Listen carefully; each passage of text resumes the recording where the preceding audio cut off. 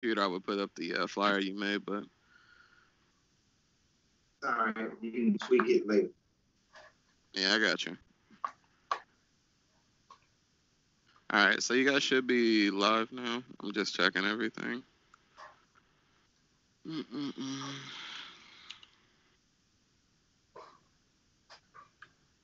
Let us know, man, when we go live. So I don't be doing nothing like picking my nose and nothing, man. And, I just said we live. oh, we I live said right we now? live. I asked specifically yes. I heard yes from all three of y'all. Oh man, well, hey, if that got in I there, man, literally that's heard a good, yes from man. all Hey, three of y'all. that's another one of my live bloopers. You know what I mean? I've done every live blooper possible, man. So you got to add that to the to the phone. You ain't do nothing too bad. My live bloopers. You know what I mean? I've done every. There you Okay. go. Now it's on the internet Oh, forever. It's on the internet. There you go. Once it's on the internet, ain't no taking back. Hey, that's it. I don't want to take nothing back. Nothing. All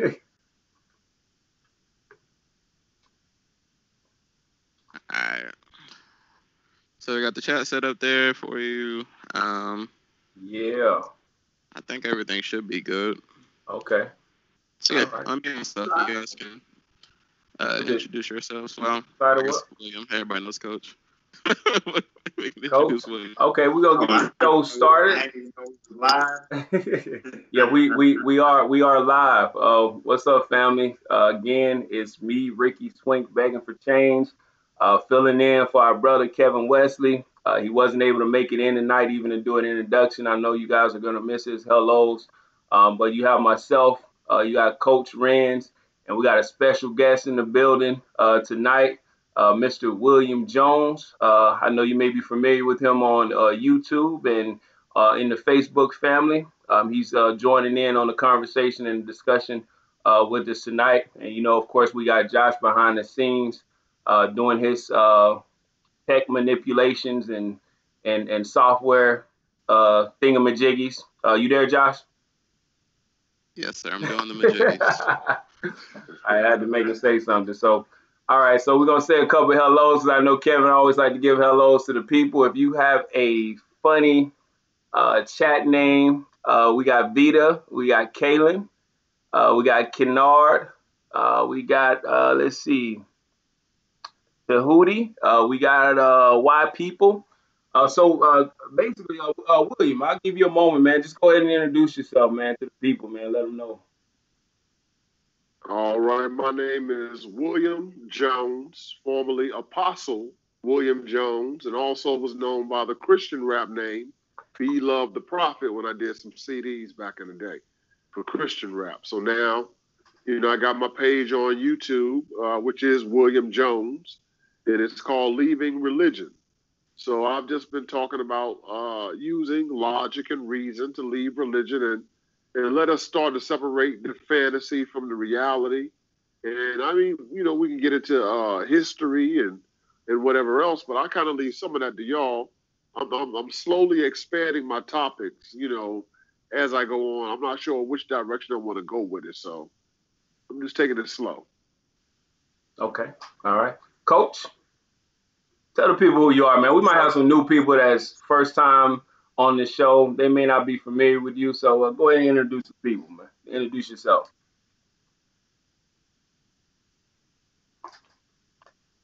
I think we got lag. Coach, can you hear us? Coach got that vacation I'm Wi-Fi. I'm on my family vacation with 50 members of my family every year. But where I do want to go ahead and put out there that there, if you look at Kevin's page and go on there multiple times. If you go to my company, you guys know that I own Uncle Ren's Pop. You go to U or the letter U, the letter R, you order something. Hey, Coach. Coach, you're still lagging. Try I know people are gonna hate this, but try taking off your video. I think that'll reduce the lag since it won't have to do so much. And just so people can hear you clearly. That better, Kev? Is that better, Josh? Yeah, for now. Let's see how it goes. So, as I was saying, before I was so graciously interrupted by Josh, we all know that Kevin is recovering from surgery, from much needed surgery. So, and the food that he purchases that he needs to have in order to sustain his nutrition and get better is not that is expensive. So what I'm doing with my company, Uncle Ren's Popcorn, is that when we do fundraisers, we give 50% of what we raise to the organization. In this case, the organization is Kevin's Health, in order for him to be able to feed himself properly. So if you go to the website, the letter U, the letter R, the word popcorn, and you order any product from the website, and put in that code, put in the discount code, sending love to Kevin, and you'll get, and 50% of your purchase will go to Kevin. All right. So I want everybody to do that. If you're watching this on replay, I need you to still do it, because we're going to run this pretty much for as long as Kevin needs it. So let's make this happen for our fellow brother who gives so much to all of us. Okay. But other than that, Coach Renz, we'll just talk and just keep going. Go ahead, Rick. I'm only going to be able to all right, so basically the topic of tonight's show is America. Should we stay? Should we leave? We're going to be talking about the advantages and the disadvantages of both of those decisions. And of course, we got Coach Renz, who is a Renaissance man. We have William Jones, who's also just a man of all topics, so to give us some information and just some different perspectives on this particular question. But before we get into it, I just want to say happy birthday to Shundell. It's his birthday today. I think he's 41, so he's probably out with the fam, probably out, having dinner. So we just want to give a happy birthday to Shundell. And then I also just want to thank Nick for coming in on the moderator there. Nikki, hello. Pay Homage is in the building. So also, I just want to point out with the raffle, Tamasha and Vanessa Dixon, they posted on Facebook that they're doing a raffle for Kevin to raise money for, again, just as Coach Renz indicated, his medical bills, his medical costs, any supplies that he may need during his recuperation from the surgery. So if you could just go to the page. If not, just reach out in the chat or reach out to me and I could send you the link to the raffle. Basically, what you're going to do is make a donation to Kevin's PayPal account.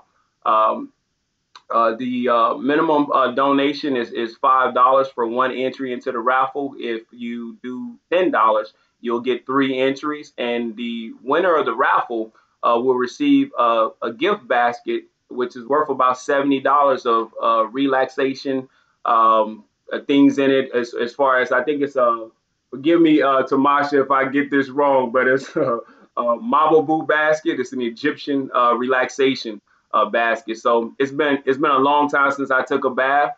So I mean, if I win a raffle, this may be the first time in a long time if I've actually taken a bath. So, but I take showers though. Come on now. That's a giver. That's a giver.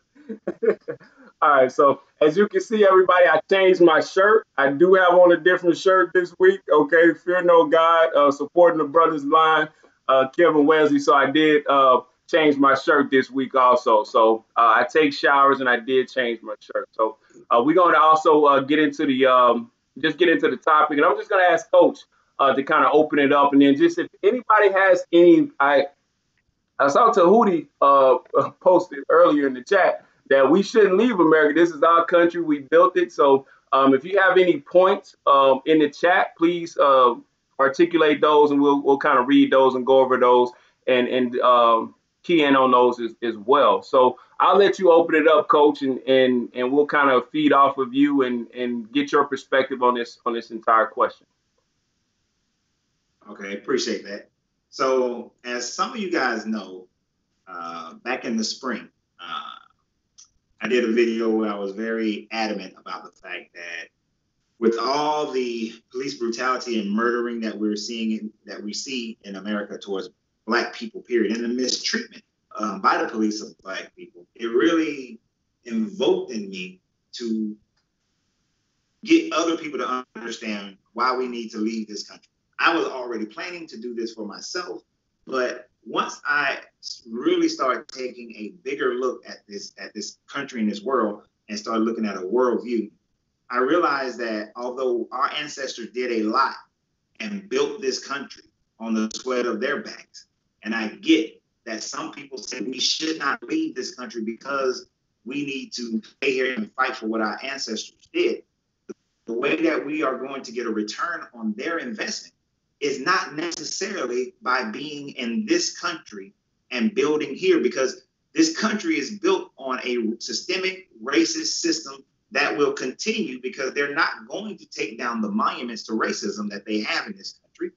And so every next generation is still going to learn those same lessons. So as I have looked at the world and I see that the AU is incorporating a free trade, that they're adding Caribbean countries like Haiti to the AU, that Africa is taking back its leadership from the European colonialism that came in, that to get our return on our investment can be done by us building a country that is for us, not one that is against us, that we have to consistently fight for the next 300 years just to find some level of equality. Whereas we can go and start building a nation in places like Botswana and them to continue their development we've been doing the last 50 years and make them a world power in Africa, and then make sub-Saharan Africa a power, and then later make an entire continent a power, so that the world will then truly respect Africa. So in that point, then we can start to get our return on investment, because Americans, Black Americans, are not going to be respected until we have that base. Just like the Jews are respected, because they have a base in Israel. They have a base of finances that does not require America, because their finances are worldwide. Africa have the resources that we can establish finances worldwide, establish power worldwide, and then from that base point, we can influence the policies that go on in other countries, just as America and Europe, they infiltrate and they influence policies in other countries. But to do it in America, we would literally have to, we're not big enough to take over the American government.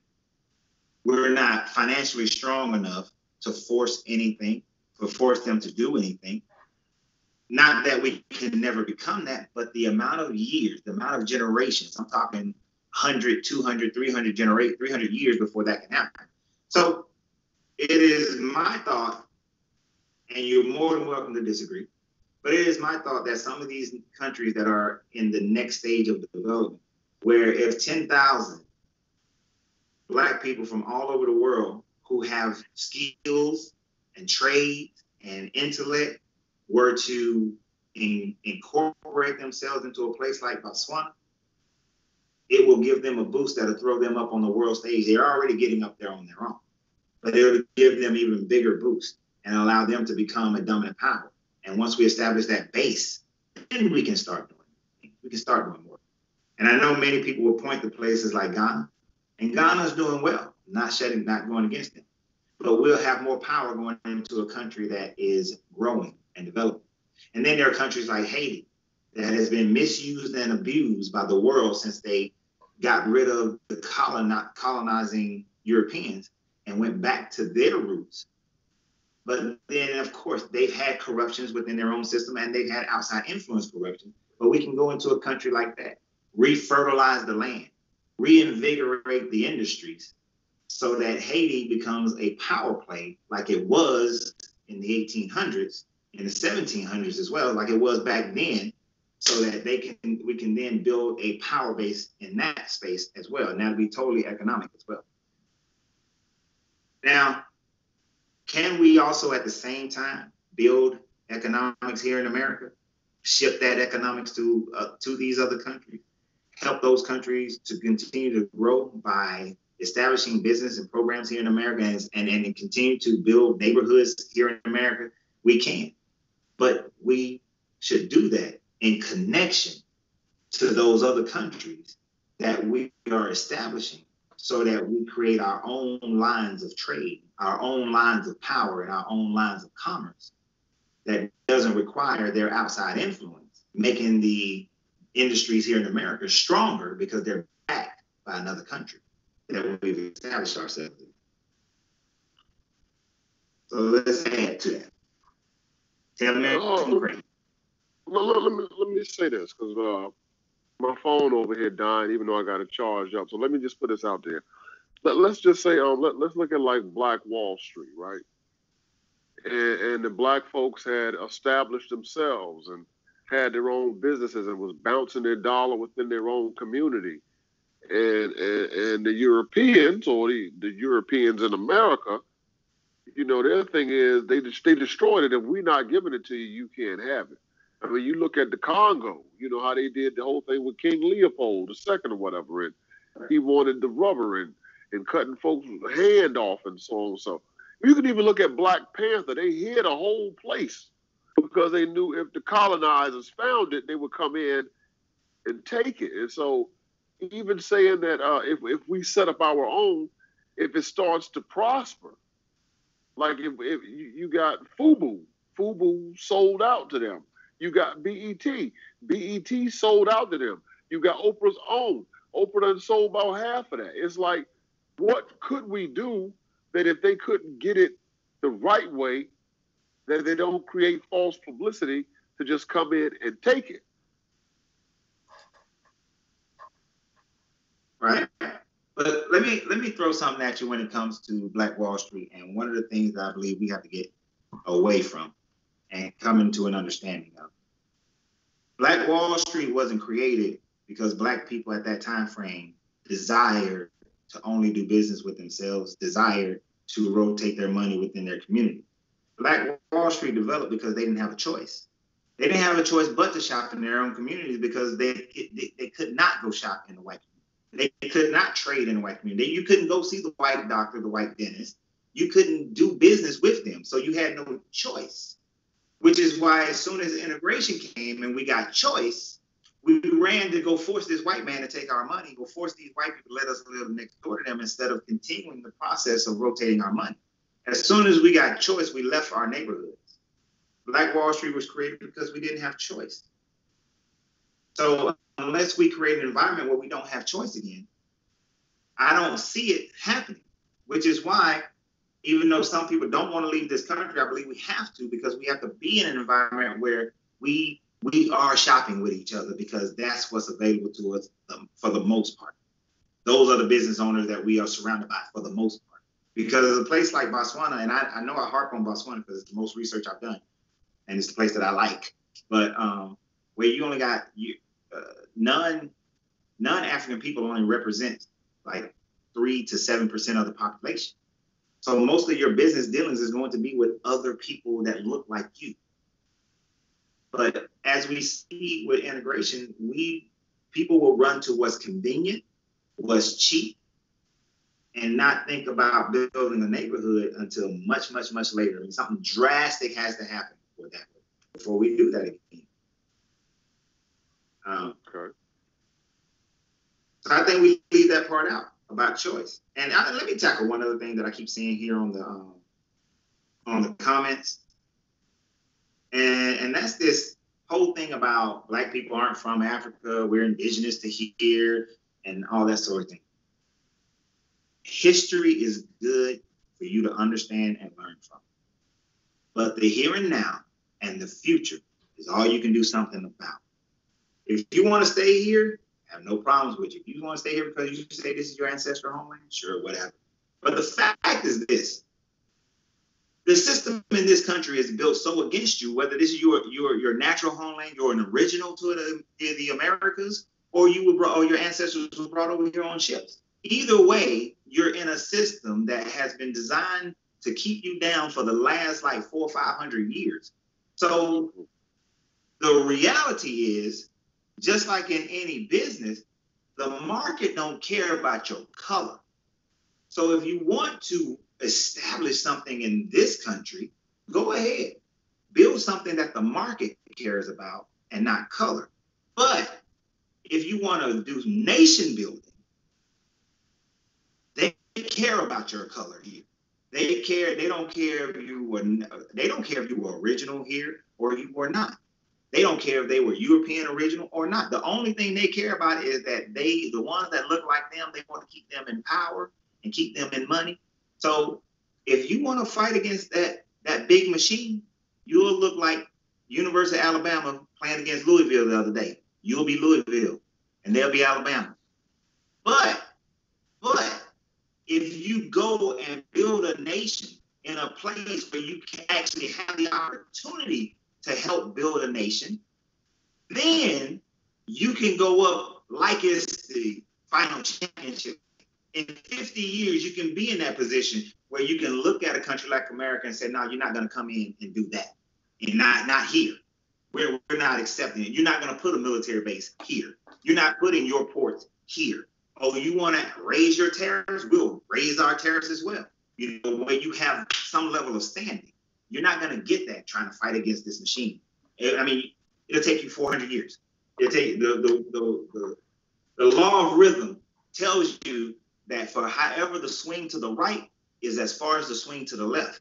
If they built it for 400 or 500 years, then it's going to take you 400 or 500 years to get it back to the other side. And personally, my grandkids ain't got that much time. My grandkids ain't got that much time. And I'm not risking them being shot by police just because he see a black target. So we can talk about ancestors and stuff, but let's talk about what's going on today and how we move forward. That's what I'm talking about. You got something to say to that, William?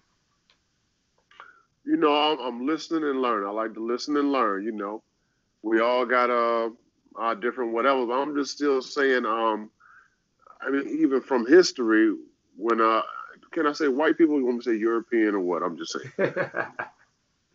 I don't want to be offensive, you know, but when they like something or they want something, I'm just saying they take it.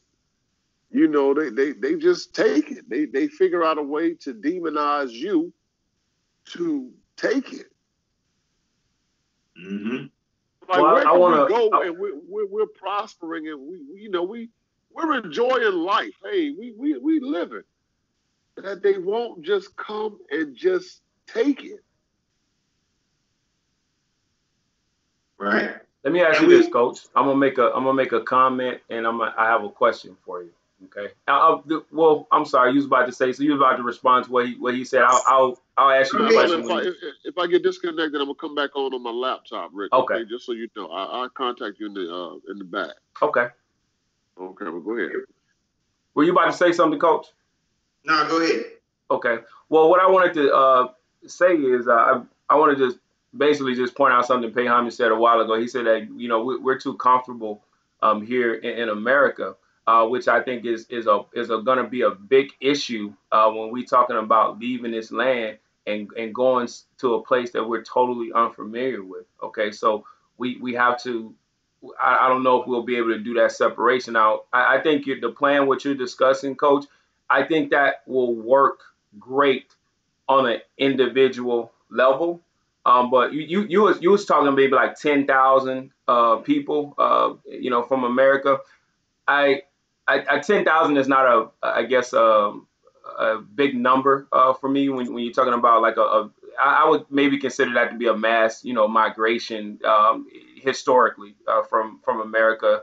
It probably is big as the one that that went to Liberia to start Liberia. But my whole thing is I think your plan would work individually, but I think if a lot of us went to one of these African countries, what's the stop? And I know you would take precautions to prevent certain things from happening, like having protection, having some form of a militia or military. But what would stop us from experiencing racism in Africa? I mean, I'm not talking about from the Europeans. I'm talking about let's not say racism. Let's say maybe like a social issue where Africans on the upper echelon or the higher social level looks at us as if we're lower than them, because you do have that in Africa. You do have these class systems where even though they're black people. You know, one group is down here and the other group is up here. So what would be some ways that we can kind of, you know, circumvent that, or to avoid that? Okay, that's a very good question, and I've really dug deep into that as well. Because here's the first thing that we have to realize is that a lot of those ideologies is a bunch of bull. I spent so many years in the mid '90s and late '90s in African nations, and all this idea of black, African people don't like black people. We're basing that on the small number of ones who come to America, or somebody who's had a bad experience over there. But that's everywhere. When I went to France, people like French people are so rude. They weren't rude to me. I didn't have any problems with them. I tried to speak their language. They was cool with me. So I didn't have any problems, but everybody said they was rude, but I didn't see that. When I went to Chad, when I went to Rwanda, Somalia, when I went to all these other countries, Oh, but when I went to all these other countries, I didn't have that problem. I didn't see that problem. And part of it was because I didn't go there with an attitude myself, already a preconceived idea and attitude. Now, when I say 10,000 people, 10,000 people is just the first round. That's first round. That's round one. Because most people they have these negative stereotypes. Most people aren't going to do it. Most people need somebody else to go over there and show them that it's all right to do it before they are willing to do it themselves. So 10,000 people, I actually want 100,000 personally. But if 10,000 people go, then and we wouldn't go to a country that is so in such disarray that it would be too much of a struggle, because then we're setting ourselves up for failure. See, good leadership says you take that 10,000, 100,000 people and you go over to a country like Botswana where they have their industries are increasing. They're growing in every level of industry. They need more police. They need more people, more road designers, and people who can work on the road. They need hairdressers. They need retailers. They need politicians. They need everything. Firefighters, engineers, IT people, teachers, real estate agents. They need every facet. There's room for every facet. And we go over there not just with one type of group, but we go over there with a wide array that will be able to satisfy. Because let's look at it. If you took 100,000 folks from all over America, went over there in the year 2020, if we all went over there, made that commitment and went, if half of those people are black women, we need some American women who know how to do black women hair, just in case it's done, so that they can have that comfort level. It ain't about the fact that they can't do it over there, but just to have that comfort level, have those creature comfort. And they got every other creature comfort that you want. They got cars, they got paved roads, they got water, they got electricity, they got air conditioning, they got malls. It's all, everything that you can get here is over there. The food is a little bit different, but hey, come over there and open up your chicken wing shop. Bring it, whatever. But it's about nation building, which is one of the things that I did in the military. Nation building is not about, it's about bringing everything, every piece in there, right? And so if we bring in every piece in, and if that first 10,000 go, after a year, 2 years, then you'll start to see waves of other people joining in. Because in leadership, you need that first group that'll pioneer it. And once that first group pioneer it, the next group is like, oh yeah, I want to be part of the first wave too. And they'll hurry up and they'll come. And after they come, people start to become familiar with it. It becomes a thing. It's just like, for a while, going to Dubai was a thing for black people. And then going to Jamaica was a thing for black people. And they just start going. And it becomes the normal for people to go. Because they're going to need football coaches, basketball coaches. It's all kind of things you can need that can be brought over there. And it just becomes a thing. And then it just rolls and rolls and rolls and rolls. That's how you build business. But that's the same way how you build a nation. Right? We build a nation the same way we build a business. And once we get momentum, we keep that momentum. And because the way Botswana is set up, Ricky, you were born, I'm guessing, in America, but do you know that you can become the president of Botswana? Did you know that?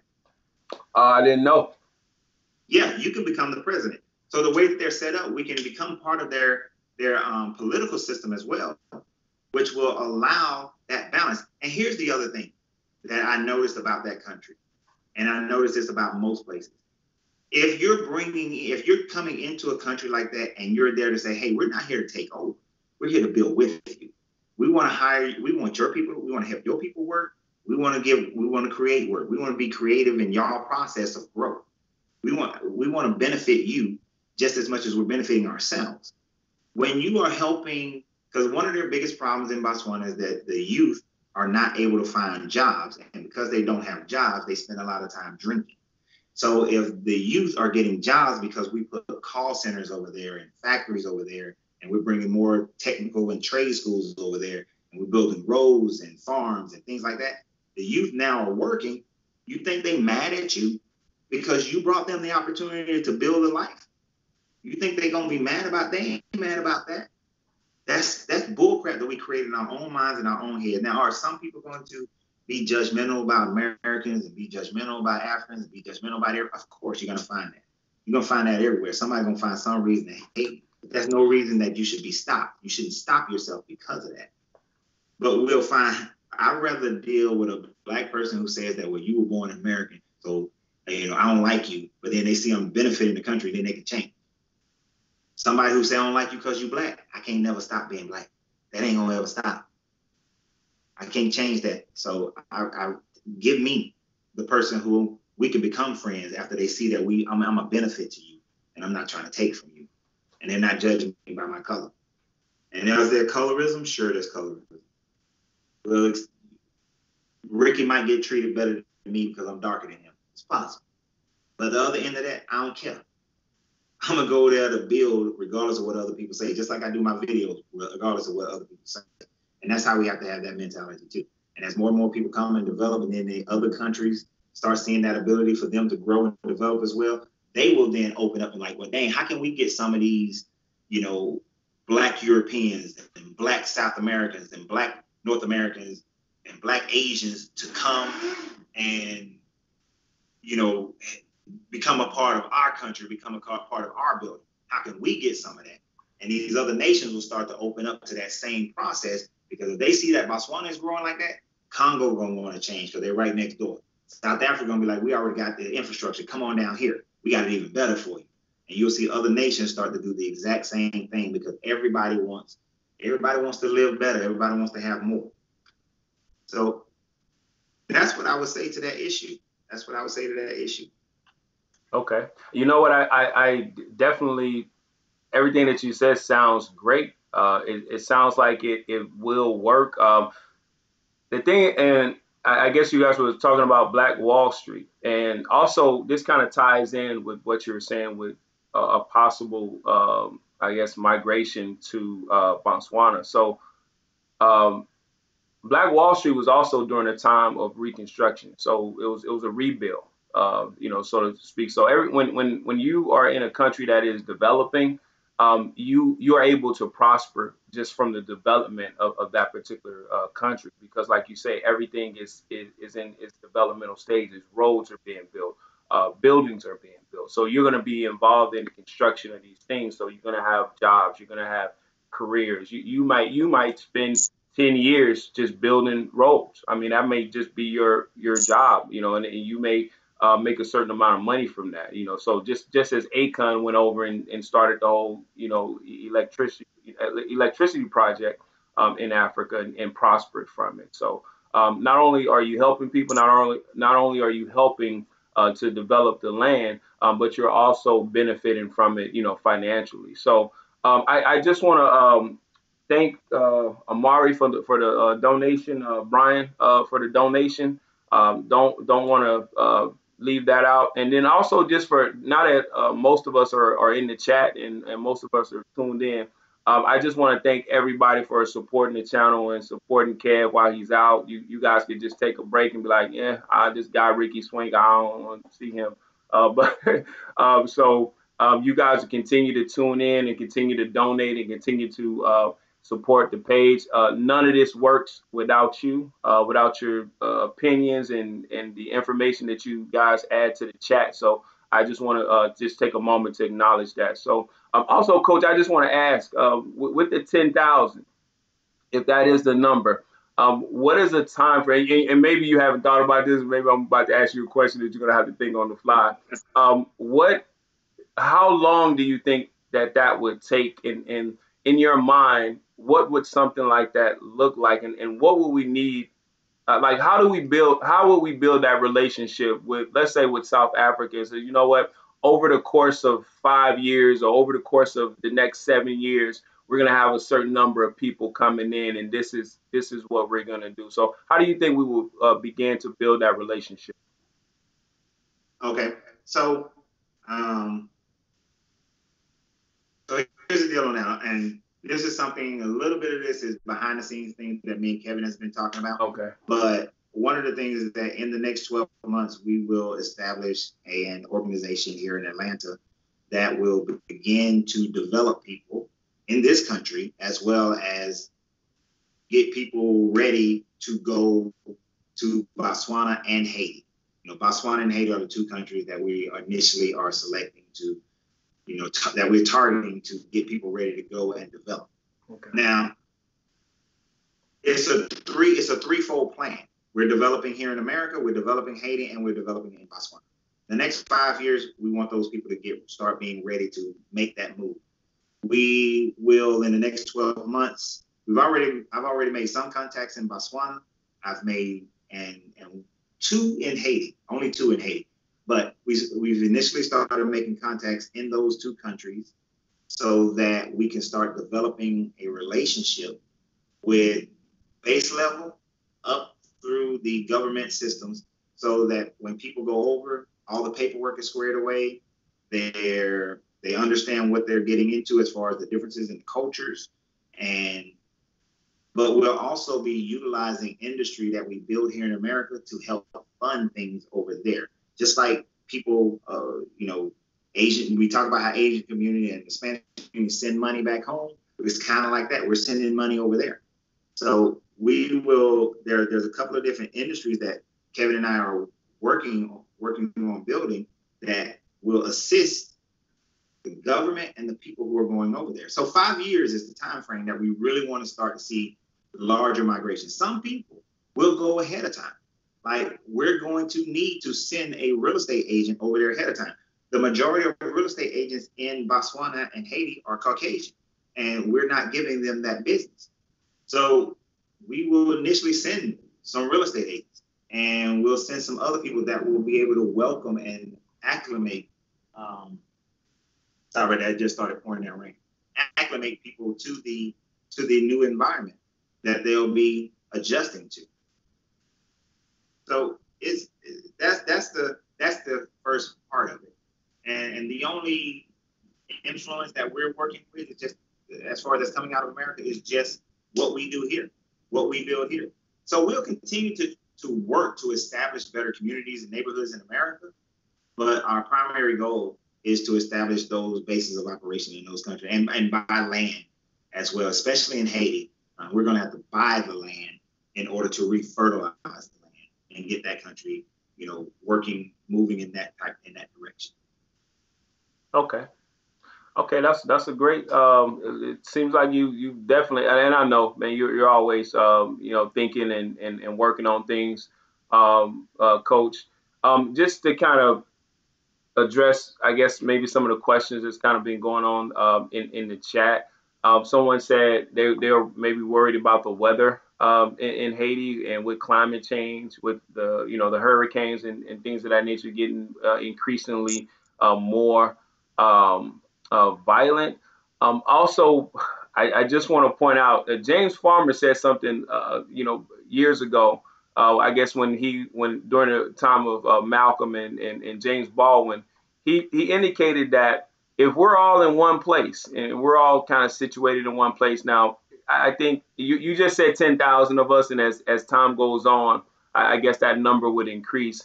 But just to kind of highlight what James Farmer said, that if we're all in one place, isn't it easier for whatever entity or country that doesn't have our best interests at heart? Isn't it easier for them to kind of target us if we're all in one place? And if that's the case, like, how what are some measures maybe that you maybe have thought of, or like how would we possibly prevent that? Are we using the military from South Africa to help maybe protect us, or like what does that look like in your eyes, Coach? Okay, so the first part, as far as it's funny you asked about the weather and storms because it just started storming right outside my window. But as far as the weather, I mean, the entire Caribbean, the Caribbean area, the Gulf Coast, is going to be a place where storm activity just happens. Yeah. And just like any place like that, we deal with the good of it, we deal with the bad of it. I know some people may go into the man-made control weather apparatuses and things like that. We're not at a level to control that, but what we can do is always be prepared for the eventuality of massive storms coming through there and not having to rely on Western cultures to support the rebuild. That's just part of it. But if we go 10 years, 20 years in Haiti without a major storm that like really destructive, just, the regular normal stuff, then it's still a good investment if we lose 1 year out of 15. Right. 1 year crop service out of 15. That's still a good investment because you're going to experience some loss whatsoever. Right. Loss. As far as all of us being grouped together, we're not going to be grouped together. We won't all be in one country. You have to understand that, and even though you said South Africa, I'm going with Botswana. Okay, all right. Even though we was that first 10,000, then 100,000 come behind them, and then here comes the next group of 100,000. And we're talking about a country that only has 2 million people in it right now.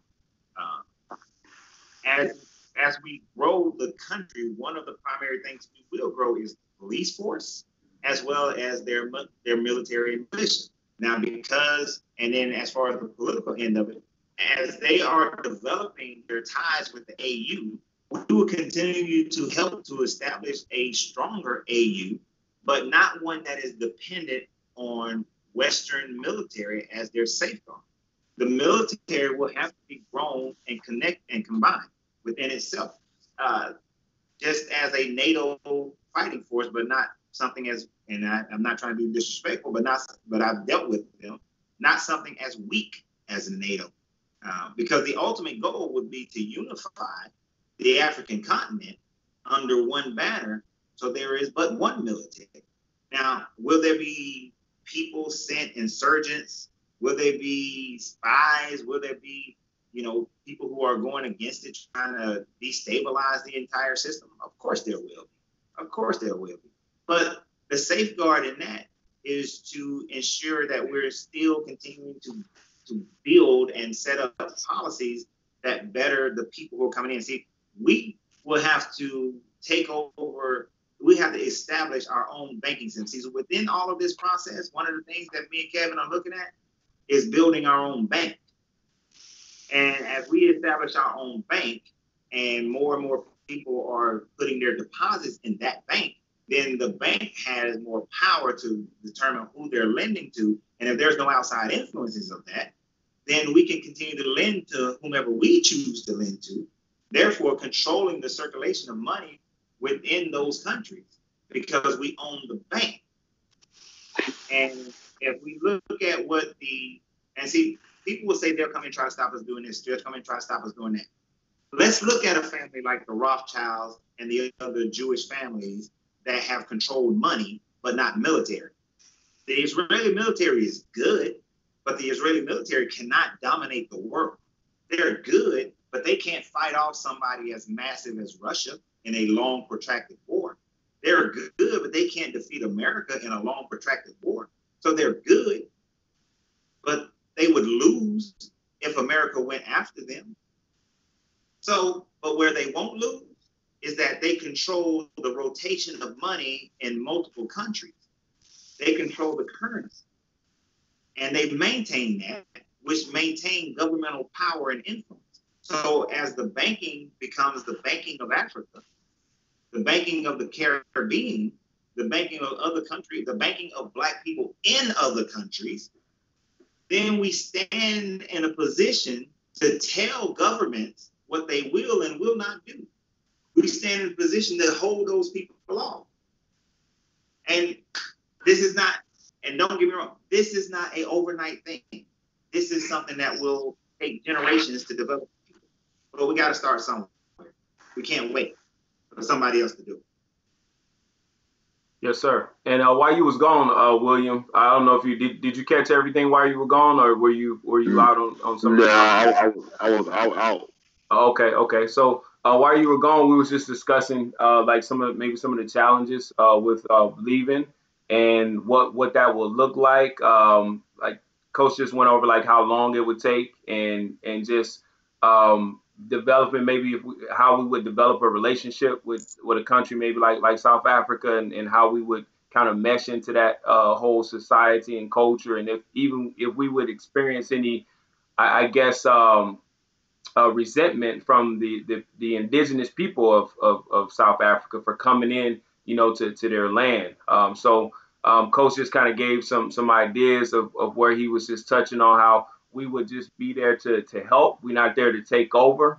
We just want to integrate and mesh in with whatever system, whether it be economic or political, that they already have going on. And we just kind of like when you were making a point with the Black Wall Street, I just kind of highlighted that in a developing country, that's sometimes where the prosperity is. So because you're building, Right. you have you're developing contracts with building office buildings or building the roads or building the infrastructure of the country. So in doing that, you're gonna prosper, financially just from that development. So any thoughts that you have or anything that you was thinking about Well, in regards to that? see, what I'm doing is, like I said, I'm sitting back, I'm listening, I'm learning myself. I'm just asking questions which will further expand what we're talking about. Okay. So maybe somebody else might have questions or whatever. So when I ask the questions, it causes a greater explanation of what we're talking about. Okay, of course. I don't want to say devil's advocate, I'm just saying, just asking questions because people, if we talked about uprooting from here and going somewhere, believe me, there's going to be a bunch of questions. Mm-hmm. And so people like to have security. They like to know. Of course. And so I'm just asking questions from the perspective that I'm looking at it, that how Europeans can be. They don't like to share. They want it all. If it's good, they want it. Okay. So and at the same time, I'm listening to what the brothers are saying, and I'm learning a new perspective. I might think one way, but let's just hear every side. So I'm not disagreeing with what anyone is saying. I'm just here for the conversation. Oh, yes, sir. And any I guess any opposite I guess opposition to anyone's point of view, bro, we just here it's gonna be love and respect. For someone to agree with everything someone's saying, that's not logical. You know what I mean? There's gonna be some disagreements, and we can't go into you shouldn't go into any situation not looking at the challenges that may lay ahead. Not saying that you're opposed to doing it, but these are some of the things that we're going to be faced with. Just like the gentleman pointed out in the chat, that what about the weather? If we go to Haiti, that is a concern. That is something that you have to think about. The Caribbean does get bombarded with hurricanes and storms. So, but then Coach indicated that we would take measures to be able to deal with that. That just comes with the territory. So like if you move to Miami to the beach, hey, you're going to have hurricanes. It's just something that's going to come along with the territory. So thanks for the donation, Brian. Thanks for your support, always supporting. But yeah, did you have anything to add to that? If not, Coach, you mentioned the AU. Some of us in the chat, or some of us may not know what that is. Can you emphasize on what the AU is, and can you explain what that is for us? The AU is the African Union. You had the ANC, the African National Congress, but they really weren't doing much. But the AU is more economic based. It's the African Union that is being set up and established more so that it's allowing for free trade and communication between African nations. Now, most of this is happening between the sub-Saharan African nations, and especially as they're coming out of rulership of their colonialism, they're being in positions to do better within their own countries, and also getting rid of those who have corrupted and taken advantage of the people after the Europeans have left. So that it's just the African Union that is establishing policies to make a more unified Africa, Black Africa. And they recently accepted Haiti as part of the AU. And there were 40, I think it's either, I'm saying, I got to think about it again, but either 38 of the 44 countries signed for the free trade agreement, or it's 44 of the 48 countries signed the free trade agreement. It's something like that. But the majority of countries there in the AU have signed for a free trade agreement, which will better enable trade and commerce throughout Africa, reducing taxation and tariffs and transportation and that sort of thing, which will make it all a better unified country monetarily. Because they're realizing that right now, can Africa come together and have the military to stop anybody from invading them? No. But what they can come together is putting the money and putting their finances together to be able to determine their own future in the long run, to be able to make it better for them. They've already increased the number of refineries within the African nations because countries like Botswana was sending out their diamonds, sending out their nickel and titanium. Congo was sending out all of their precious minerals. Nigeria is still doing it, but they're looking at getting better. But they've been sending out their product to Europe and Asia to be refined and sending it out at a cheap price, having to pay heavier price for refinery, and then try to sell them and it's still being sold for an even cheaper price. And then the other country get to sell them at a high price. So they've increased their ability to have their own refineries within the land, and which thereby is cutting out the middleman, which is why countries like China is looking at alternative ways of investing in it. But before China takes over the investments, we have to get our foot in the door as well and be able to start being productive in these countries. So that's pretty much what the AU is there for. That's what they're establishing. That's what they've been doing. And as we see over the next 50 to 100 years, you're going to see them ever increase in their power within the world, within the world scope. And that's what we have to recognize. Like I always say in my business videos, I'm not always looking at where we are. I'm looking at where things are going. And that's where the market is going. But we can either get left behind and still be here 50 years from now complaining and whining and talking about how they ain't gonna let us do this and they ain't gonna let us do that and they gonna try to infiltrate this. Instead of saying, to hell with what they gonna do, I'm gonna do what I can do and what we can do. And when they do try something, at least we got a stronger power base to fight them off. At least we provide a situation where if somebody does get tired of America, they can come over here and they can build, they can start over. We're giving our children additional options. I just hired this young lady to work for me. She's a Black girl who backpacked all over the world. And we were talking about the fact that when she was backpacking, she hardly ever saw another Black American girl backpacking all over the world. But what she saw was a lot of American and Canadian white people backpacking all over the world. They sending their kids out to gain and connect with people. And she's telling me how much networking is going on, how much connections people were making. They sending their kids out to go and create these partnerships. We ain't sending our kids out. But if we're building a nation in Haiti, we build a nation in Botswana, and then start building Congo and start building, and start take over Jamaica. Now our kids got another place to go. They got more options where they can go and they can have opportunities. And the more they see that, the more we'll grow with every generation. Every generation we get stronger, and we keep going. And then that also will give us a stronger foothold in this country, give us a stronger foothold in European countries. Because I'm not saying we should abandon America, we should abandon Europe, we should abandon South America. We shouldn't abandon those places, but we can't just sit here and wait for them to give us something. We got to go ahead and go where we can create a foothold and still build in these other places. Okay. Man, thanks for that. Thanks for that explanation, Coach. Very, very thorough, as always. Mr. Jones, you have anything to add to that? I mean, I agree with a lot with what the brothers are saying because, I mean, America is just not on our side. As I tell certain people, we have two Americas, the one they live in and the one we live in. You know, if a constitution was written talking about all men are created equal, but at the same time you were slave owners, those rules never applied to us. Those laws never covered us, and the police don't cover the policies for us. You know, it's like we integrated only to get the bottom of everything. You know, we got the lesser, we got the old school books, the old schools, the bad neighborhoods, the projects. We didn't get equal. We got what was left over, if that. You know, so I totally get it about leaving. I get it because talking about America being great, I'm not seeing it, man. Because look, I'm single. I work two jobs, and pretty much a lot of brothers I know that are single working two jobs. We trying to survive.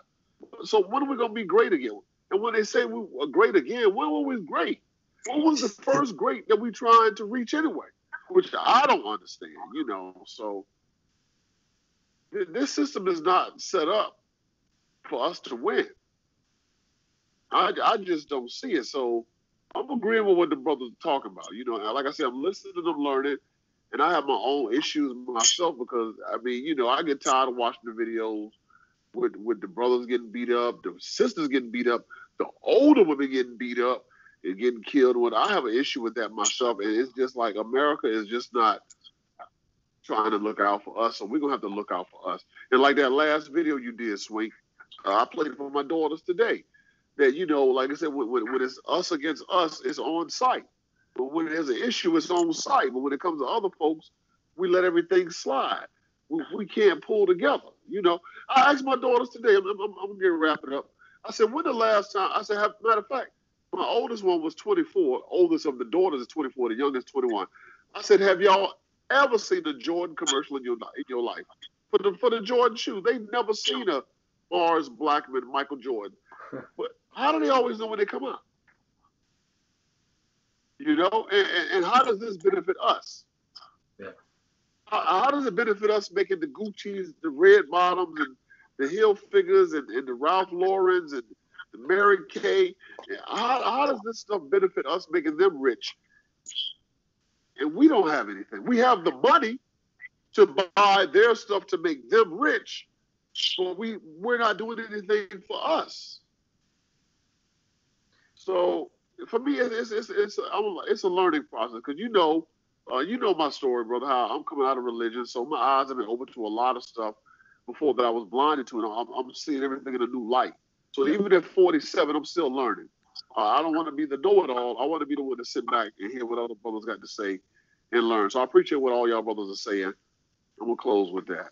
Oh yeah, by all means, man. When you're discussing something, thanks for that that comment, Williams. Man, I mean you're adding to the conversation. Take as much time as you want. I mean, I'm not in a rush to speak. I mean, you guys have heard me talk a lot anyway, so I mean, please take as much time as you like.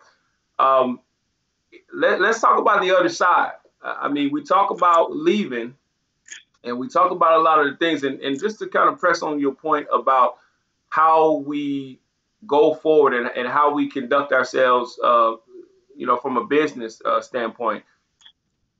Why are these things we have to like when you talk about being awake and you're talking about being conscious, we have to start getting our people out of this capitalistic mindset, and that's the whole problem. You know, they think we have to stop being individuals and taking 10,000 people to Africa and starting a infrastructure may be the beginning of us not being so individualized because we're just a bunch of individuals and that never works. Like it doesn't work for us collectively.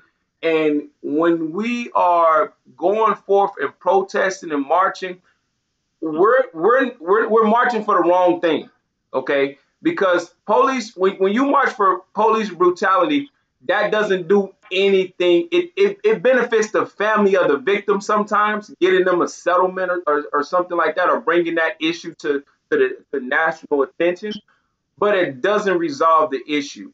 The issues that we have is poverty. The issues that we have is a brother like yourself having to work two jobs.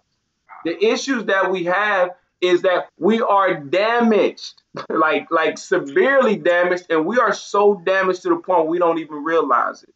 Like I'm 38, William, and I'm learning things about myself that stems from my upbringing that I didn't even realize until now. So we're carrying around all of this pain, and we're projecting it on each other.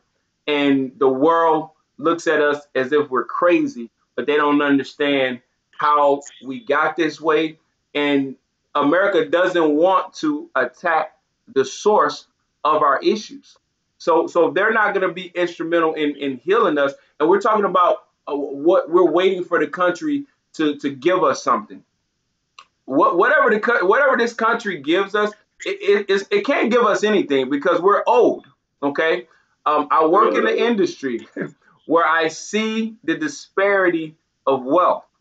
I see other groups giving property away, passing property down, um, spending $4,000 or $5,000 like it's nothing.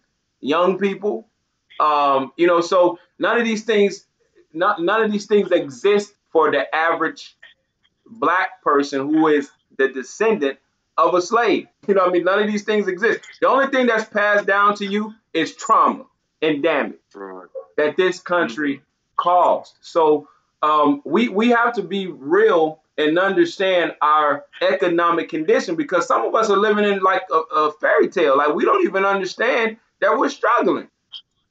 Just because we have a car and a house and some credit, like we don't even understand our economic situation, like really, or we just don't want to be honest about it. Just because you got a couple $100 in the bank, couple $1,000 in the bank, that's no money. That's not any money. That's no real money. So Coach, now while we're talking about economics, I do think that if we do decide to leave this country, what will be in our favor is the exchange rate in some of these countries. Okay, so because immigrants do this here, they come to America from another country. Okay, they work, save up all their money, live with a family member or relatives, go back to their country. The exchange rate is ridiculous. They're able to start their own business, buy a house, and do all of this stuff. We can't do that. We're stuck here. We're stuck here in America. So, Coach or William, how do you think we can use the exchange rate in some of these countries to our advantage? Well, I'm gonna start this one. I'm just gonna jump in, William, mainly because I got 10 minutes. Okay. Go ahead. Here's the thing. I can't give too much of it away because some of this is the secret sauce. Okay.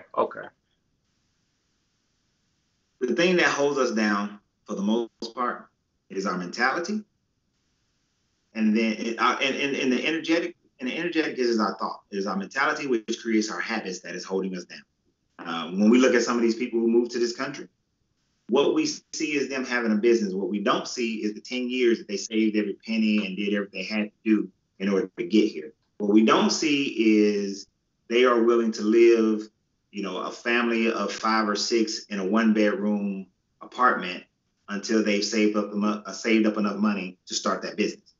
We've gotten comfortable in America, and we bought into the American dream of getting so much in debt that we can't, climb out of it, or that we got to keep up with the Joneses, and we have to have this amenity or that amenity.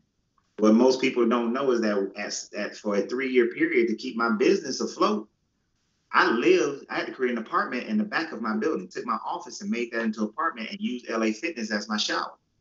Most people don't know that but I was willing to make that sacrifice in order to make sure my kids' colleges are still going strong, child support is still being paid, and keep my business afloat while I had to suffer through a horrible lease. Our mentality is not set up where we are willing to do that. But we'll see immigrants come over here and they'll do it.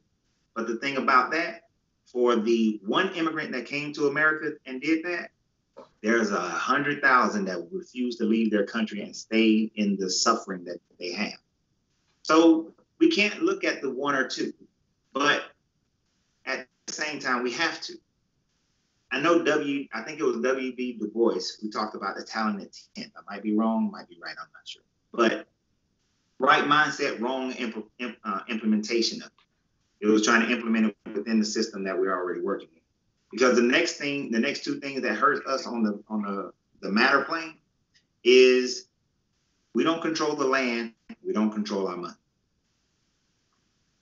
We have to realize that it's not going to be a mass majority that goes first. Most people don't do stuff, don't change the way they live, don't change their habits until they feel like it's safe for them to do it. That I can change my finances. You know, Rick, I talk about my 70-10-10-10 plan. I can change it to that 70-10-10-10 when that becomes the norm. That's when most people can come over. When you're creating a business, you know that when you first start, you got that 1 to 3% that come and they show up and you're excited about it. Then when you get to that 13%, those are the ones who can't follow the 1 to 3%. Your business doesn't take off until you go past 15%, the tipping point, to get into that first level of 34%, right? Then that last 34% comes, and then there's a 16% that ain't gonna come until they have no options whatsoever. Meaning this, with the banking system, the bank that we set up for people, I can't tell you all the plan for it, because if I tell you the plan for it, I know that somebody, because I talked to an executive, a brother who's an executive at a very large bank, and we talk, and because I need him, because he know way more about banking than I do. I need this brother. I'm talking to him. The first thing he told me after I showed him the plan, he said, "You can't let this get out, because if my bank were to hear something like this, they'll implement it, and then you ain't gonna ever be able to take it away from them, because people will run to it. They'll love to have that." That's why I can't tell you all the details of it, because that was a warning from the guy who's going to be in charge of running the banking side of what we're going to do. But when we get we start getting those first accounts based on the vanity and greed of people. And I'm being honest with you, that's how banks function. They look at the vanity and the greed of the psychological habits of people, and they put products in front of you that they know you're going to purchase. The way we're going to position this is these people, the first 100,000, 200,000 people will run to this system, which will give us the initial deposits that we need in order to function as a certified bank. As we're functioning as that certified bank, and more people start seeing these people are able to get a house, but they went through this process to get their houses. They're able to start business, but they went through this process to start their businesses. Then more people will join in. As we have that set up, we're beginning to change the mentality of the people, but it starts with those first group. We get to that first 3%, 7%, 15% before we go over to the tipping point. We develop it that way because, like we see on the chat, there's a lot of people, I ain't leaving this country, I ain't doing this, I ain't doing that, we should do this. You're going to have all of that. Yeah. All I need is the few. I just need the few to get started. And what are we, like 25 million people in America, 30 million, 40 million people in America? I don't need all 40 million people, black people in America, to agree with me. I don't even need half of those black people to agree with me. We want to leave some of them here anyway, bro. We're going to leave a lot of them. And I want a lot of them to stay here. But if I can get an eighth, if I can get a 10th of the number of black people in America to start moving in this direction over the next 50 years, then the power base of money will start to shift from where it is now to a situation that is more beneficial to black people. And then after 50 to 75 years, when the old generations are dead and gone, and then the mid-level generation is old and gray, but then here is this new generation that grew up seeing and being common to know that this black bank exists, that black people have been putting their money in this for the last 50 years and it's trusted, that we've been building infrastructure in these other countries, and we have opportunities to go over there and join in their schools and join in their industries. When they've seen that, when a third generation have seen that, the fourth and fifth generation, it's just going to be the norm for them. And as that becomes their norm, we develop, we're growing. We've established, and now we sitting at the table, but we ain't sitting at the table with an empty plate. Right now, we at the table with an empty plate asking for a meal. We sitting at the table with a plate with a steak on it, or if you're vegan, it's a vegan steak. But we at the table, and so and as we control our money, we can now start buying the land in our neighborhoods. We own the land in the neighborhoods. We own the money in the neighborhoods. Now we can tell the police what they're going to do in our neighborhoods. Now we can tell the politician what they're going to do in our neighborhoods. We can tell the principals and the teachers how they're going to teach our kids in our neighborhood. So we build strong neighborhoods here. We build strong neighborhoods in Haiti. We build strong neighborhoods in Botswana. And then that will proliferate itself because people want to have that power within their own life. They want to be able to know that they can work, be safe, and take care of their family. But it takes this change of mentality is the first thing that happens. That's the first thing that happens. And we have to do that by getting people what they want, that basic thing they want. They want to have financial, they want some level of financial comfort, and they want some level of physical safety. So that's how we do it. Now, I got 2 minutes. Okay. So in these last 2 minutes, I only want to emphasize one thing.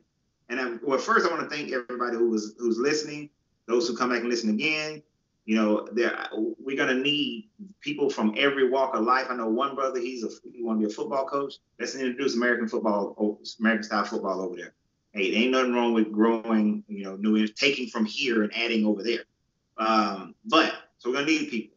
But the most important thing, my man Kevin needs that expensive, special food that is required in order for him to regain his health.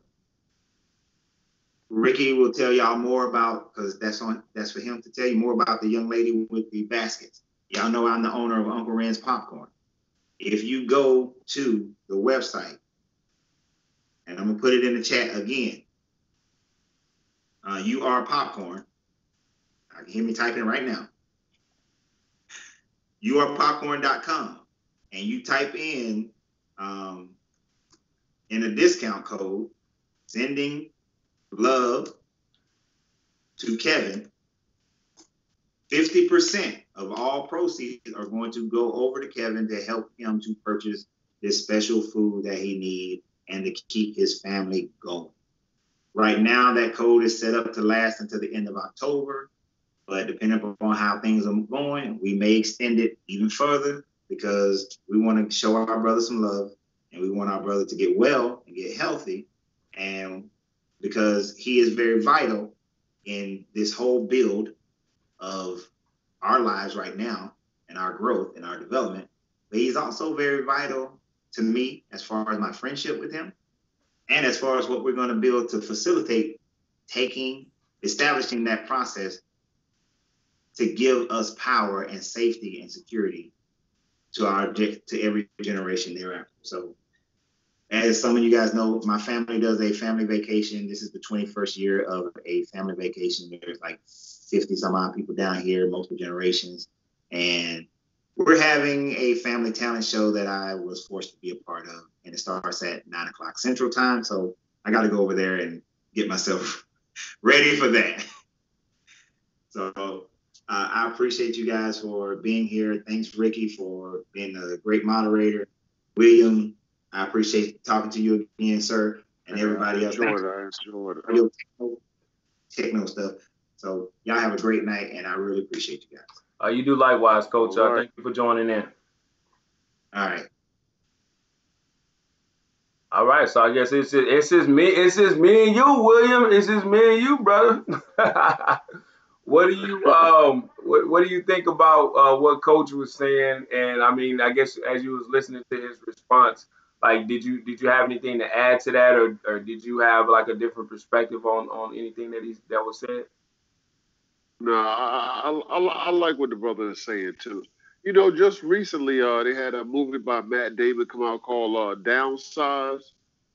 And I don't know if you heard about it or even seen it, where they were taking people and making them like an inch or a couple inches high. Yeah. No, I haven't seen the movie. Okay, what the whole movie is about, the money that you have here is nothing. But if you were pint-sized, that little bit of money you have, actually turns into a whole lot of money. Okay. You understand what I'm saying? So if you bought a 2-liter Coke, but you only 5 inches high, that's not a regular 2-liter Coke, you know. And so that's what it was about. You know, they lived in a world where people who couldn't really afford to live here, basically that's what they were doing, except for they would turn themselves small to live in a smaller place. But it's the same thing what we're talking about. Right. They left the world they were living in to live in something better that benefited them more. They got more bang for their buck. Okay. You understand? So what I'm saying is here in America, like you got other countries. You know, we know Canada got the free health care. You got some other countries that send kids to college for free. They got, you know, so much stuff that America totally lacks. You know, we always holler we the greatest and whatever, but I'm telling you from what I'm seeing, the citizens are struggling. They are struggling. Everybody got the same sob story about how the rich getting richer, but off of our backs. Mm-hmm. You know, we keep it going. I see it like a pendulum. If you can see this, the money starts here. It swings low, swing chariot. That's when we get it. Mm-hmm. When it swings low. But as it swings back high, that's when we got to pay car insurance, health insurance, rent, mortgage, power, water, gas, food. By the time the pendulum swings back up, you're giving it all back anyway. Yeah. Just to survive. And another thing, let me say this real quick. I'm going to put this out here, is that a lot of people don't realize that here in America, we are slaves. And people are like, I'm not a slave. I'm not a slave. Trust, just because you don't see the bars doesn't mean you aren't in the cage. You know? Right. You just don't see the bars. Like if let's say we was like, hey, look, we're just gonna go live off the land.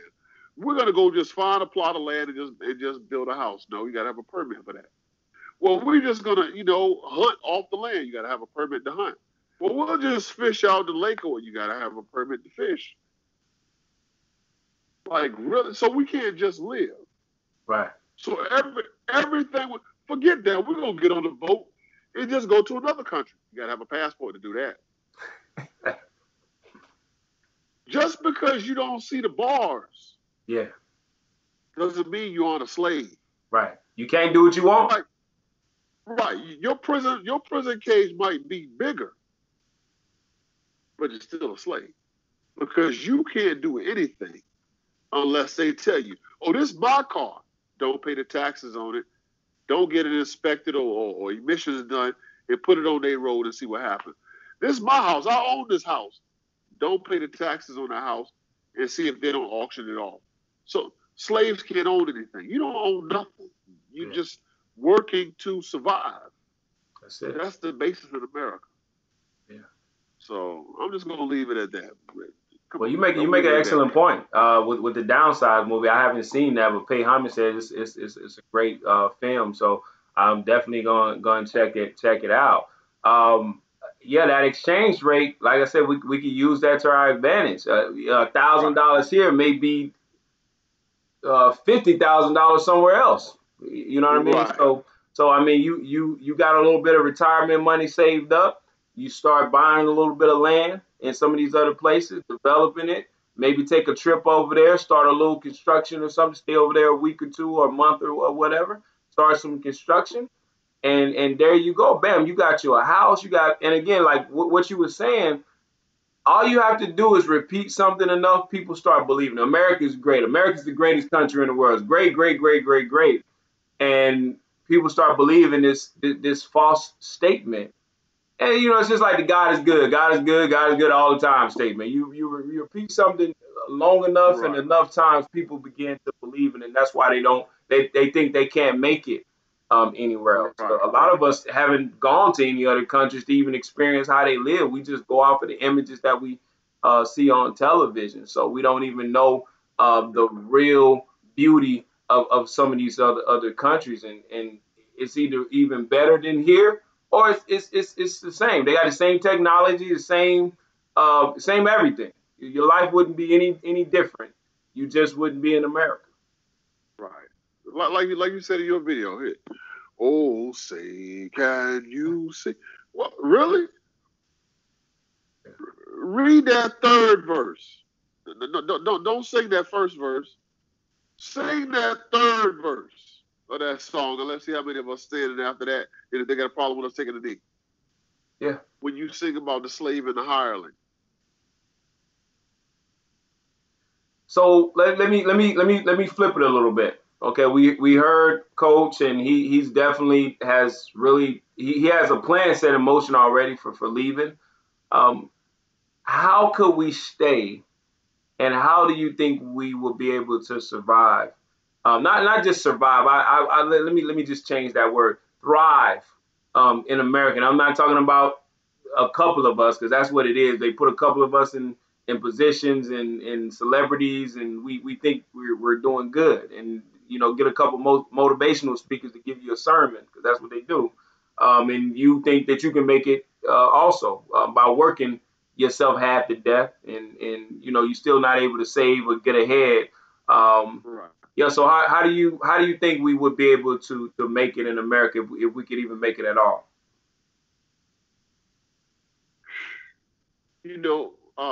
I will say the one simple plan is everything needs to stay even. You can't keep my pay here, but then gas goes up, which causes food to go up, which causes everything else to go up. So it's like if gas go up, everything goes up. But if my pay stays the same, I've actually dropped down. Yeah. I can't keep up. I can't keep up. A gallon of gas used to be when I started driving, and I'm not old, but when I started driving, a gallon of gas was 87 cents. Mm-hmm. It was cool to say, give me 3 on pump 2. We rode all day. You know what I'm saying? Yeah. Well, right. You say give me 3 on pump 2, like what, you going to cut your grass? You going to fill your lawnmower up? You know what I'm saying? So it's like y'all can't go up on everything else, but the pay doesn't go up. And why are you going up anyway? Based on what? You remember if you talk about the Rothschilds, they controlled how stocks went, whether it went up or went down, how the gold was or whatever. It was based on nothing, based on what they said. If they wanted to bring gas down, they could bring gas down. If they wanted to bring food prices down, they could bring food prices down. You go in the store, y'all got the organic food, it costs a mint. But if you got the organic food, what is the rest of this stuff in the store? Yeah. So I got organic, but so what is this other stuff? Poison? Y'all can keep it down if you wanted to, but because America is so, and not just America, but everything is so built on the rich getting richer, that it's just hard for us to survive.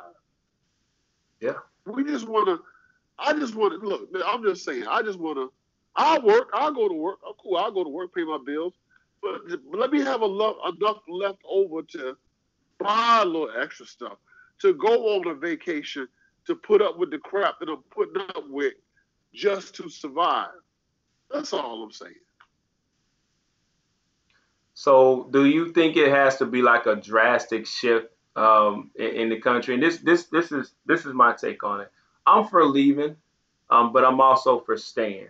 And the reason why I'm for staying is because my ancestors did build this country with their blood and with their sweat and with their lives. I felt like if I just abandoned it, like for good, that it's kind of almost like a desecration of their sacrifice. They fought for it.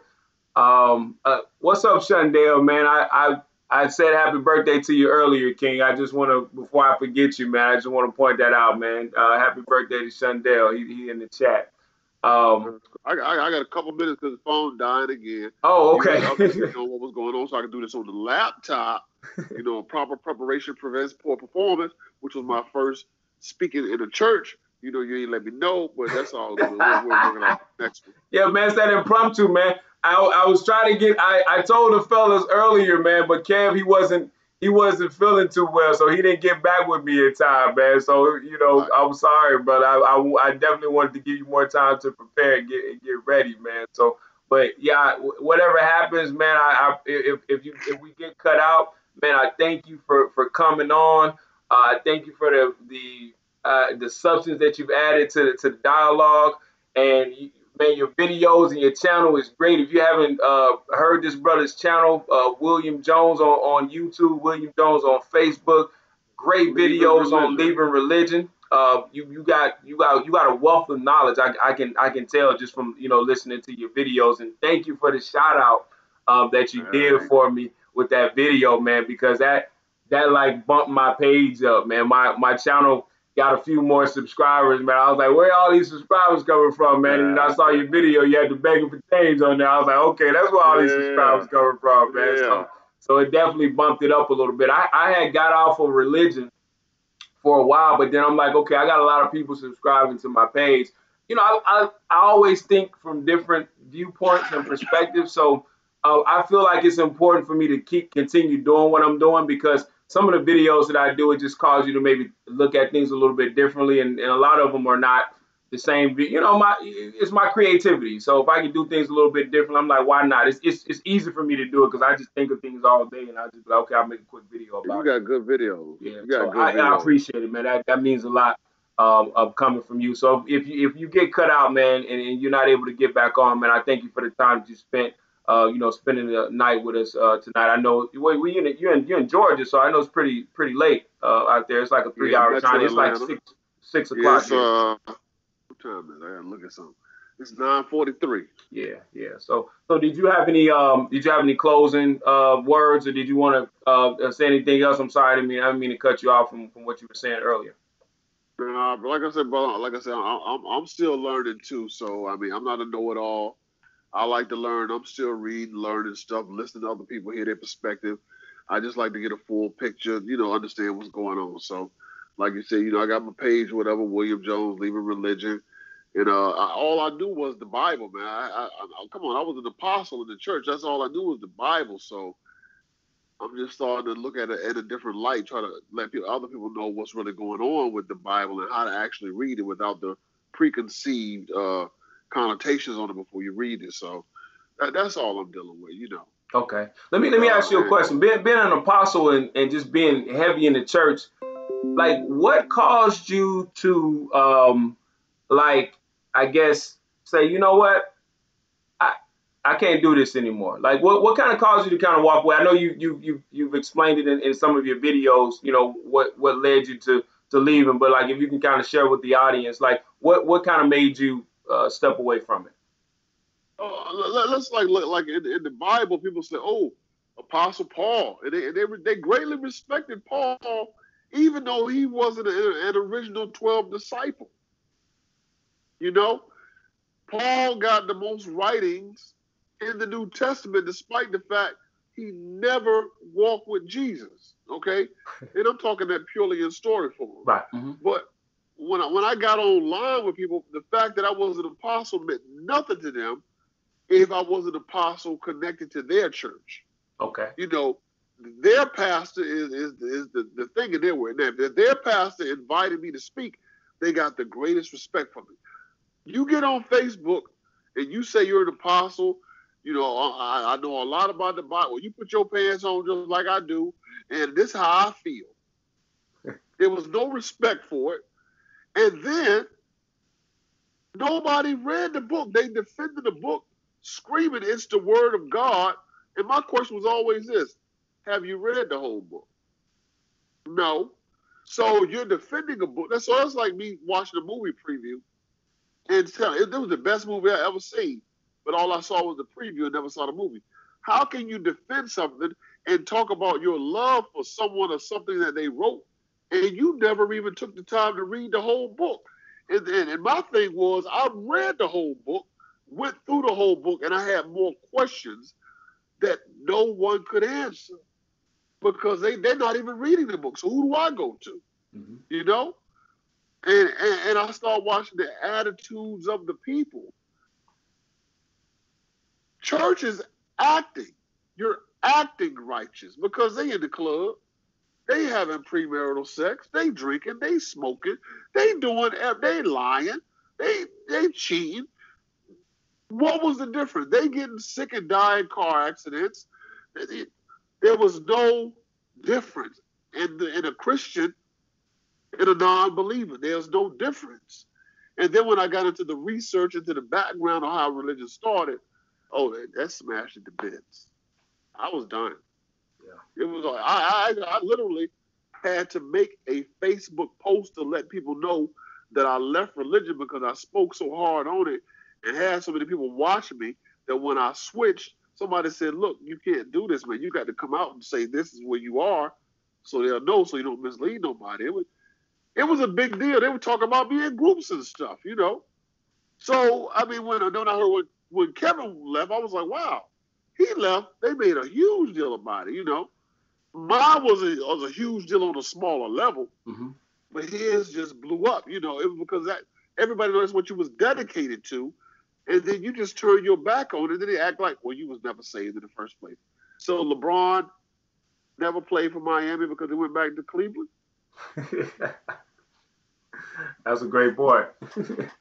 Right. So he didn't win those rings in Cleveland. I mean, in Miami because he went back to Cleveland and won a ring. Okay. The logic makes no sense. Yeah. I'm on 2% about to be out in a little bit. Yeah, you definitely have to throw out your logic, man, if you're gonna believe in it, because you can't think logically. And I just same way with you, I tell people, why do I not believe in a book that I've read? Like you see what I mean? Like I don't believe the book, but I read it all. You believe in it, you haven't read it all. There should be a problem with that. Total illogical situation here. Totally. Yeah. Should be a problem with that. And I'm like, if you go through the Bible, like you wouldn't do things that your God did. And the characters in the Bible, you wouldn't do things that they did. How can you be more righteous than the people that's God's working with, but he don't want to talk to you? Right. And in the Bible, God did the same things men did, which I'm about to make a video about on that probably next week or so. Yeah. I mean, come on, man. God lied. He repented. I mean, he got angry like everybody. I mean, he did all the stuff that men do. He repented of sin. Come on. People don't know the whole story. They're not reading the book. And then when you read it to them, they tell you, well, you're taking it out of context. Well, I'll pull that concordance out on you. Let's go through it and see what the words actually mean. Oh, yeah. So, you know, I don't play with this stuff.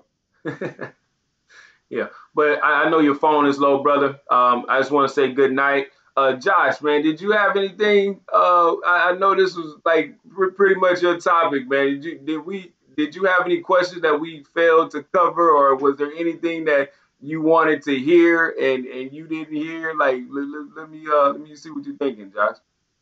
No, yeah, they're good for me. I mean, I just threw it out. I didn't know it was gonna be like a whole show. It was just like a spur of the moment question. So. No, it's perfectly fine. All right. So again, thank you, William. Did you have any closing words, man? And we gonna like shut it down, man. We gonna get out of here, man. Let the family go and enjoy their day off. I ain't no pastor. When I close, I'm done. All right, brother. I want to say good night. Again, I just want to reiterate. The Fear No God shirts are available. Please support the Brothers Line. You're not only just supporting Kevin, but you'll get a good quality T-shirt, good conversation started here, because we got to put this information. We got to stop sharing information in the group with other groups that agree with us. We got to sometimes put ourselves out there to start sometimes difficult conversations with family members, fellow ex-church members, whatever. So post it on their timeline, post it on their page. Be like, well, you hear what this fool talking about? Just like throw it in there on the slide. Like, listen to this fool, man. You hear what he talking about? But so they can hear the information, they can't unhear it. Okay, so again, support our brother. Thanks for the donation, Tim. I know you donated earlier. Don't want to leave that out. As Kevin always says, a candle does not lose its flame by lighting another. You know what I always say, the only gods that we need is each other, and the only God that I need is you. And we're going to say good night. Yep. All right. Peace, Swank. All right, man. Josh. Thanks, yes, William. Peace out. All right. All right, Josh. I know we got to do some IT things, man. You say you gotta do some work on the computer. Yeah. Did you stop the stream? Did you close the stream down? No, I didn't stop it, man. Can't stop streaming. Another blooper. Can't stop streaming. All right, It's man. not Let's do it.